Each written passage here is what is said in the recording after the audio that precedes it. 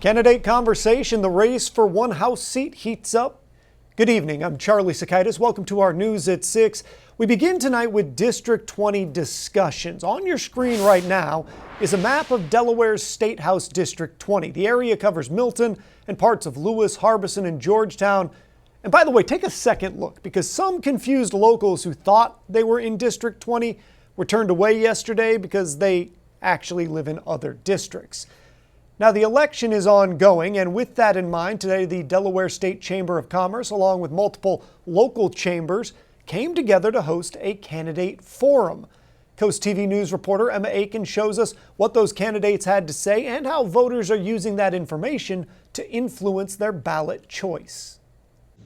Today's candidate forum focused more on discussions about business rather than questions on policy. So Democratic candidate Alana Berry and Republican candidate Nikki Miller were asked about topics like taxes, minimum wage, and small businesses. The candidates were separately What's your solution to obtaining asked the same 10 business-related questions. Do you support addressing Berry says she's in favor of slowly increasing minimum wage over time so it doesn't hurt businesses.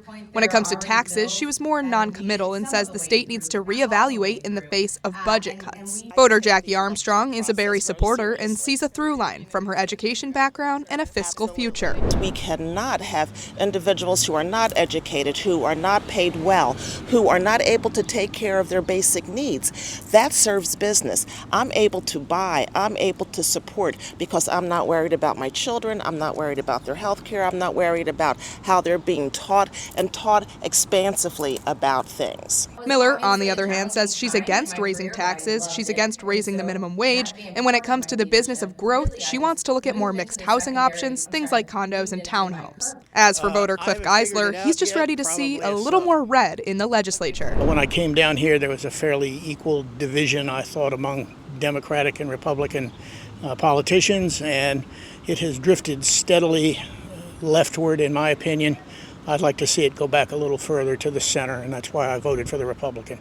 With a key seat open in Dover, this battle over business extends all the way to the ballot box. Day 2 of 10 early voting days wraps up tonight as the fight for one House seat continues until the special election on August 5th. Reporting live in Sussex County, Emma Aiken, Coast TV News. And policy approaches aren't the only difference between the District 20 candidates. There's been some tension, too. This week, Miller is taking aim at Berry's voting record, claiming Berry didn't vote in this year's Cape Henlopen School Board election or either of the 2024 referendums. Berry says she was dealing with health issues at the time and argues her experience shows why access to voting needs to be stronger. If you're not going to vote in the absolute most local election that you possibly can, and even if it's a referendum, life happens. Sometimes we miss things, but this is 3 very crucial things that should have been voted on. The reality of where we are is life happens, medical emergencies happen, folks have job obligations, folks have to support their families and caregivers, and all of those things really create barriers for folks to be able to vote in our elections, both big and small. To be clear, early voting is not an option for school board elections or referendums, but absentee voting is. This special election, meaning we are halfway through the current legislative session, and as of now, today, both of these women are running in the 2026 election as well. On your screen now is Democratic candidate Alana Berry filing this morning. Republican candidate Nikki Miller already filed for the 2026 election last month.